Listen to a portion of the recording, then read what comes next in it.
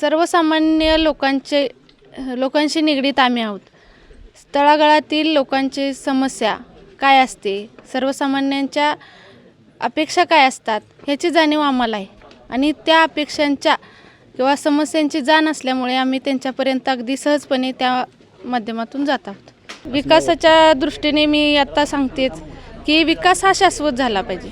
विकास हा फक्त रस्ते आणि गटारे इथपर्यंत मर्यादित न राहता शाश्वत विकास, त्यामध्ये शिक्षण असेल किंवा पाणी पुरवठा, धरण आणि आरोग्य, पर्यावरण याच्याशी संबंधित विकास झाला पाहिजे. हे विकासाचं एक आमचं ध्येय असेल.